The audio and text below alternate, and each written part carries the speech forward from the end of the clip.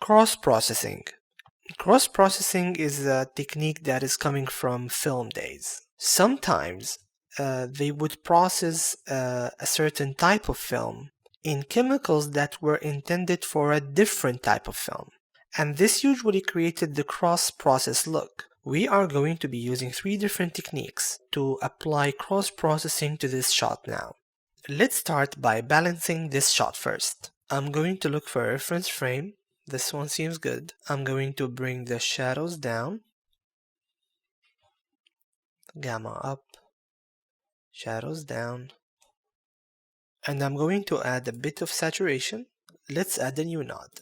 In this node, I'm going to start by reducing the blue in the highlights. We do that by dragging the gain control away from blue and towards the yellow. So, the next thing I'm going to do is to drag the lift in the other direction. So I'm going to get the shadows to become more blue. And I'm going to keep on balancing highlights and shadows until I feel that this is a start of a look that I like. I'm going to even push it a bit further. Let's add a new node. I'm going to cross the shadows again by coming to lift and just reducing the shadows. And this is starting to look better. I am going to also reduce the saturation, and I'm going to add a new node. In the final node, we're going to be using log mode. I'm going to repeat the same process again by balancing the highlights and the shadows, just in log mode this time.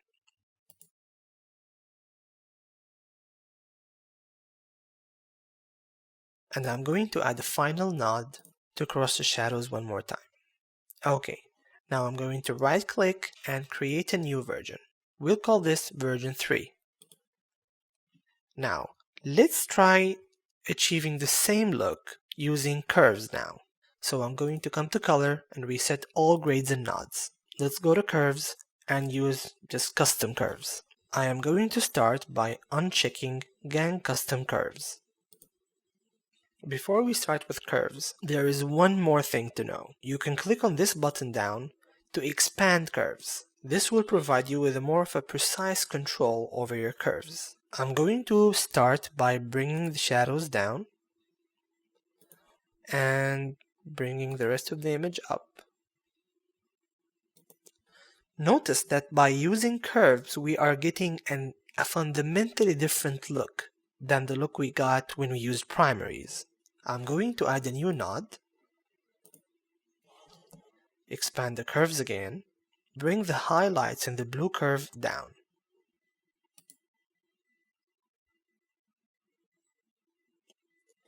Notice that the further we push the blue down, our image is getting more yellow. Now, we're going to go to the shadows of the blue and raise the shadows up. We're going to go to the red channel and increase the contrast in the red channel by placing a pin in the middle and just increasing highlights and reducing the shadows just a bit. Let's come down and just reduce the blue more.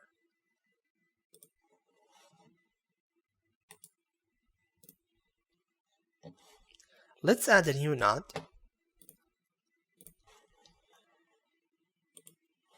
and just apply more contrast to the image.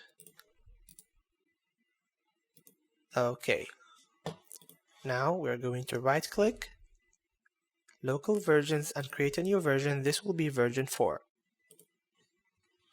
Let's reset.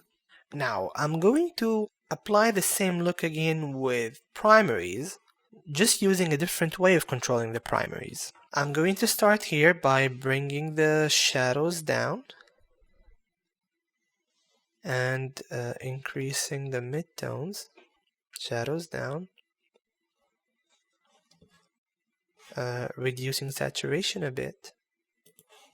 And I'm going to add a new node, just increase the saturation a bit more. Now I'm going to come to the blue channel in gain, which controls the blue in the highlights, and just bring it down. Again, the more I push the blue down, the more yellow the image will become.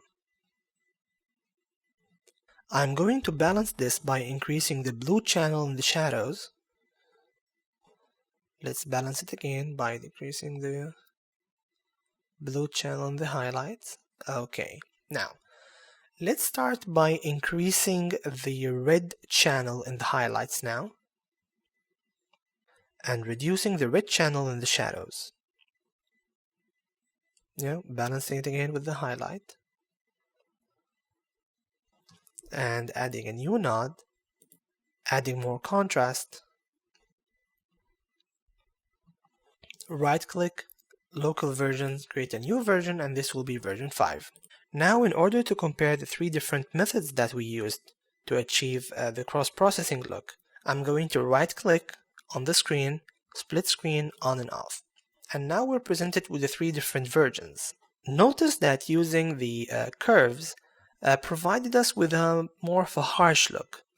Of course, we can always tweak curves to make this one look like the other ones, but this is just to demonstrate how different tools will actually make you achieve different results.